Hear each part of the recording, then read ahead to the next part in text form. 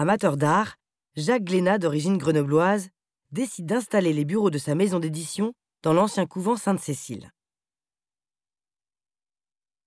Aurore Lebègue rappelle les grandes étapes de l'histoire du couvent et de son occupation, du sacré au profane, et évoque les travaux gigantesques entrepris par Jacques Glénat pour restaurer ce patrimoine dauphinois dans les règles de l'art.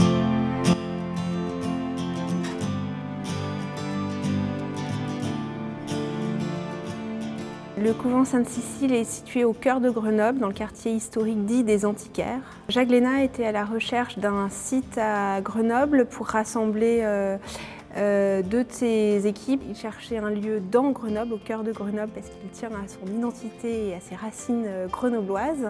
Et c'est la raison pour laquelle il a visité puis choisi, était très emballé par le projet du couvent Sainte-Cécile. Le couvent Sainte-Cécile a été fondé en 1624, au XVIIe siècle, par les sœurs bernardines. Elles ont été mises dehors après la Révolution française en 1793 et ce sont les militaires qui ont occupé les lieux jusqu'à très récemment, quasiment jusqu'au début des années 2000. Plus particulièrement, la chapelle a eu différents usages, différentes utilisations très hétéroclites. Ça a d'abord été un cinéma entre les deux guerres mondiales du XXe siècle. À l'issue de la Seconde Guerre mondiale, ça a été un dancing qui s'appelait l'Enfer, puis plus récemment une salle de théâtre que connaissaient bien les Grenoblois puisqu'il s'agissait du théâtre du Rio. Alors, la volonté de Jacques Glénat, c'était de restaurer les lieux au plus proche de ce qu'ils avaient dû être dans leur forme d'origine. C'est la raison pour laquelle de nombreuses recherches ont été effectuées. La chapelle a plusieurs usages. Le premier, c'est d'être l'accueil du siège social des éditions Glénat, ainsi que notre standard. C'est également un lieu d'exposition temporaire et puis c'est également un lieu qu'on peut privatiser et qui donne directement, puisqu'on est dans la chapelle, sur la partie Chœur des Nonnes, dans lequel est installé le restaurant, donc c'est l'endroit duquel les sœurs écoutaient la messe.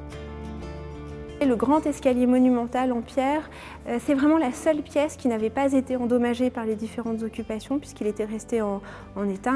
La grande richesse de cet escalier, c'est que les pièces de ferronnerie n'avaient pas été utilisées pour en faire des boulets de canon pendant les périodes de conflit et donc elles sont d'origine.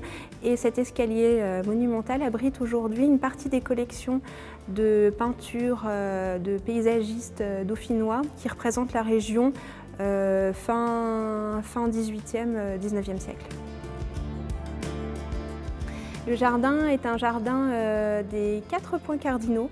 Donc on retrouve au nord des biboules et un cyprès, à l'est des roses, à l'ouest des vignes et un olivier. Et puis au sud, un carré des simples où on retrouve essences et plantes médicinales qui étaient utilisées par les sœurs pour créer leur médecine, potions ou décoctions qui guérissaient. Coup de bol de Jacques Glénat qui, lors du mois du design des Chirolles, au début des travaux, rencontre Joost Zwarte, qui est un artiste néerlandais. Lui dit « Ah, mais tu as une chapelle, comment ça, tu y mets une bibliothèque, c'est formidable.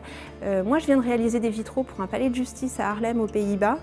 Je trouve ton projet magnifique, si tu veux, je te dessine l'histoire du livre sur ces 7 vitraux et l'oculus qui a été retrouvé dans la phase de restauration de la chapelle. Et c'est comme ça que le projet est né. C'était aussi très important pour Jacques Glénat de faire appel à des artisans locaux, comme par exemple Christophe Berthier, qui a un atelier absolument magnifique en face de la gare de Grenoble et qui a réalisé sur les dessins et les croquis de Joost, les vitraux. Donc ce sont des vitraux grenoblois également. La pierre, oui, il s'agit d'un artisan de Saint-Antoine-l'Abbaye, un maître pierrier qui s'appelle Monsieur Chevènement et qui, pareil, est un virtuose dans son corps de métier.